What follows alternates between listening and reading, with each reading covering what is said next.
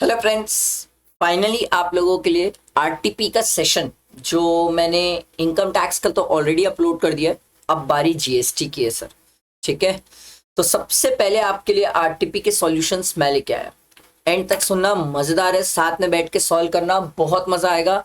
एक एक कंसेप्ट और छोटी छोटी चीजें सिखाऊंगा मैं आपको। ठीक है, let's start. Let's not waste the time sir. हमें सबसे पहले आज क्या करना है सर, केस सिनेरियो करना है। और जब मैं केस सिनेरियो कराने की बात करता हूं तो मैंने हर एक स्टूडेंट को एक बात सिखाई है, प्लीज मेरी बात सुन लो और सीख लो कि सर सबसे पहले क्या करते हैं, हम आके क्वेश्चन पढ़ते हैं। तो देखो इन्होंने क्या बोला है सर।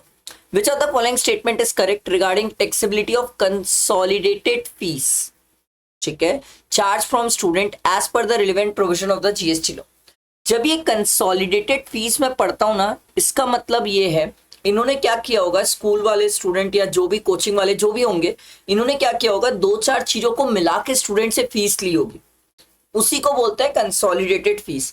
अब बात लड़ाई किस चीज पे आ रही होगी पता है सर आपको? अभी तो मैं पढ़ा नहीं ऊपर केस सिनेरियो, बट मुझे जितना लग रहा है कि भाई वो दो चार चीजों को नेचुरली बंडल किया है कि आर्टिफिशियली बंडल किया है। मतलब हमसे कंपोजिट और मिक्स सप्लाई जानना चाह रहा है सर ऊपर। वो हम पढ़ेंगे तो पता चलेगा सर, पर क्वेश्चन में पढ़ के ये समझ आया कि इस टाइप के ऊपर क्वेश्चंस में चीजें मिलने वाली है केस सिनेरियो में। ठीक है, what is the GST payable on receipt of 2,50,000 from the corporate client? ये तो पढ़ना पड़ेगा ऊपर तो पता चलेगा। In case of a diesel purchase by apex learning hub E way bill is. ठीक है, पढ़ेंगे सर। तो हमसे ई वे बिल भी चाहता है सर। ठीक है, whether Apex Learning Hub was required to obtain separate GST registration for the additional place of business in another state। अब ये तो पढ़ते हैं सर, ये रजिस्ट्रेशन से रिलेटेड हो गया। ठीक है, what is the last date to avail the ITC pertaining to the current financial year? भैया क्या लास्ट डेट है आईटीसी की? ठीक है, चलो ऊपर पढ़ते हैं, सीखते हैं sir.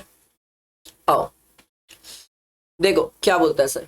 Apex learning hub is a registered person. पहली बात तो ये रजिस्टर्ड पर्सन है, ध्यान रखना sir, under the GST and is engaged in providing coaching services. ओ भाई साहब, ये कोचिंग सर्विसेज प्रोवाइड कर रहे हैं। The aggregate turnover during the previous financial year was 5 crore. ठीक है, okay. During the course of internal review and compliance verification the following facts were noted. ठीक है, क्या नोट किया देखो भाई। Apex Learning Hub provide coaching services for competitive examination and charges a consolidated fees from student। ठीक है, ये coaching services provide करते हैं। और हम जो पढ़ के आए हैं sir, private tuitions are taxable, और इनकी जो कोचिंग सर्विसेज है कॉम्पिटिटिव एग्जाम्स के लिए वो भी टैक्सेबल है। ये हम पढ़ के आए हैं। ठीक है, the fee structure include tuition fees, study material charges, access to recorded online lectures which are not shown separately in the invoice. Study material and recorded online lectures are otherwise not available। मतलब ये बोल रहे हैं हम सब साथ में ही देते हैं, अलग से कुछ भी नहीं बेचते। जो बच्चा हमारी क्लासेस लेता है हम उसे मटेरियल भी देते हैं, रिकॉर्डेड ऑनलाइन लेक्चर्स भी देते हैं। पर अगर कोई बच्चा अलग से रिकॉर्डेड ऑनलाइन लेक्चर्स चाहता है या हमारे मटेरियल चाहता है तो वो हम अलग से नहीं देते। आपको नहीं लग रहा है सर ये नेचुरल बंडल्ड है? हाँ सर, ये नेचुरल बंडल्ड है सर। क्यों सर? पूरे मार्केट में दुनिया यही तो कर रही है सर, और ये तो बोल भी रहे हैं हम अलग से नहीं प्रोवाइड करेंगे सर। तो ये नेचुरली ही चल रहा है सर, एंड मार्केट में यही तो चल रहा है। भैया आप जिसकी क्लासेस लोगे, क्लासेस के साथ वो आपको मटेरियल देगा सर, क्लासेस के साथ रिकॉर्डिंग देगा। ऐसा थोड़ी कि हम किसी की क्लासेस ना ले और वो हमें रिकॉर्डिंग दे दे, ऐसा थोड़ी होता है सर। तो ये सर कंपोजिट सप्लाई क्योंकि नेचुरली बंडल्ड है। पहले क्वेश्चन का आंसर मिला सर। देखो sir, the supply qualifies as composite supply and the entire consideration will be tax at the rate applicable to coaching services. पहला ही सही ऑप्शन है सर। समझ आया? मिक्स वाली तो बात ही नहीं है, ये तो बकवास है, ये एकदम बकवास है। क्लियर हुआ सबको? ठीक है, आगे बढ़ते। During the financial year Apex Learning Hub received an advance of 2,50,000 from the corporate client for conducting customized training program। ओ भाई साहब, training program against which services were rendered in the subsequent financial year। भैया जी पहले आप मेरी बात समझिए, ये सर्विस है। और सर्विस के केस में एडवांस अगर मिलता है तो वो एडवांस ही टैक्सेबल हो जाता है, वो एडवांस ही हमारा टाइम ऑफ सप्लाई हो जाता है। ये गुड्स नहीं है, गुड्स में हमने बोला था कि एडवांस के केस में टाइम ऑफ सप्लाई नहीं होता, पर ये सर्विसेज है, सर्विसेज के केस में तो अगर एडवांस मिलता है तो वो advance he time of supply है, और एडवांस जैसे ही मिलेगा उस पर जीएसटी लग जाएगा। बात समझ आई? तो सर हमसे नेक्स्ट क्वेश्चन यही पूछा था, whether GST is applicable, yes, on the receipt of 2,50,000, yes, जैसे ही हम उसमें रिसीव करते हैं वैसे ही जीएसटी एप्लीकेबल हो जाता है। बात समझ आई? क्लियर हुआ? नेक्स्ट आओ सर आगे बढ़ते हैं। ऐसे सीखो सर, पहले क्वेश्चन पढ़ो फिर केस सिनेरियो पढ़ो। देखो ऐसे सीक्वेंस में मिलता है, सब चीजें मिलती है। मैं आप लोगों के लिए जीएसटी के भी 50 केस सिनेरियो से जो लेके आने वाला हूं सर, बहुत जबरदस्त सीरीज रहने वाली है सर। रिवीजन लेक्चर्स ऑलरेडी डाल रहा हूं, बैठ के साथ में पढ़ो, सब कुछ यही है सर, कहीं और जाने की जरूरत भी नहीं पड़ती है। ध्यान दो sir. Apex learning hub purchase diesel for an amount of 50,000 for running the emergency power backup facility at its center। ठीक है भाई। The supplier was located at distance of 20 kilometers from the location of the center।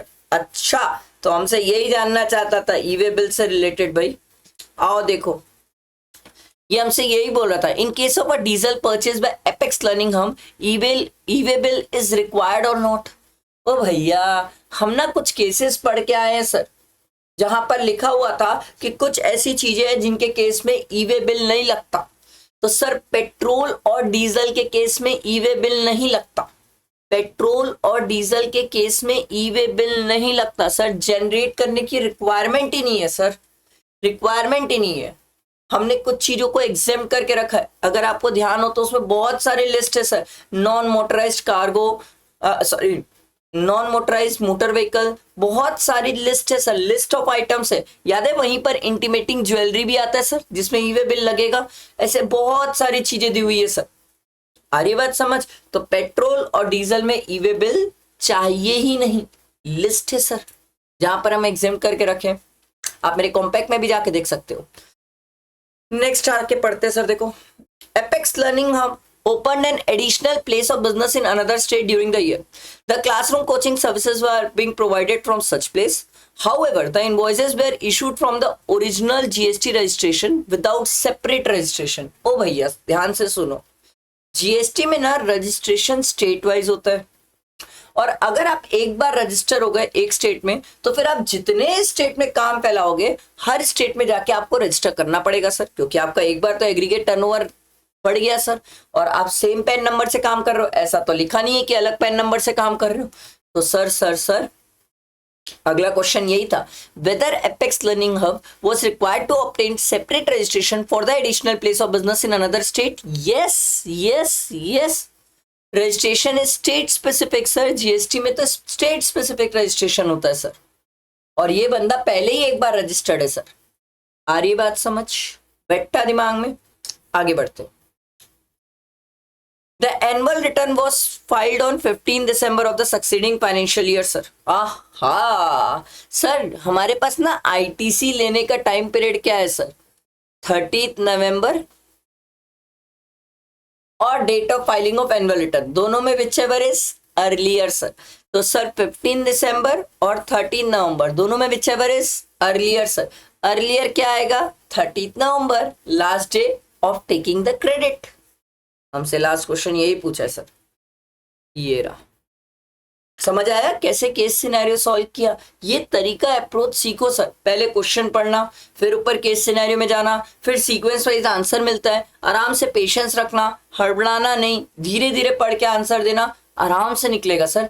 पता है ये अगर आप approach apply करते हो, मान लो एक आध क्वेश्चन हो जिसमें आप अटक भी गए तो हो सकता है बाकी के आंसर्स मिल जाए सर। कई बार मैंने बहुत सारे स्टूडेंट को ऐसे देखा है सर, मेरे को बताते भी है, मेरी तो बात भी होती है स्टूडेंट से, कि वो क्या करते हैं, भाड़ में जाए केस सिनेरियो आखिरी में सॉल्व करते हैं। तो क्या करते हैं, क्वेश्चन पढ़ते हैं, क्वेश्चन पढ़ के वही टिक कर देते हैं, पढ़ते ही नहीं है ऊपर, बोलते सर टाइम शॉर्ट हो गया था। ए भाई ऐसा मत करो, ये बहुत डेंजरस चीज है, बहुत रिस्की चीज है सर। ठीक है, मैंने पहले भी बताया था कि आपको केस सिनेरियो किस जगह सॉल्व करना चाहिए, मैंने पुरानी वीडियोस में सिखाया है सर। ठीक है, इस बार भी एक अलग वीडियो बना के मैं आपको बता दूंगा कि कहां पर केस सिनेरियो सॉल्व करना चाहिए, ठीक है। आई होप अभी तो ये समझ आया होगा केस सिनेरियो। नेक्स्ट वीडियो में जीएसटी का डिस्क्रिप्टिव पार्ट करेंगे सर, और जीएसटी का पार्ट कंप्लीट हो जाएगा सर, आरटीपी आपकी कंप्लीट हो जाएगी सर, ठीक है। चल, थैंक यू।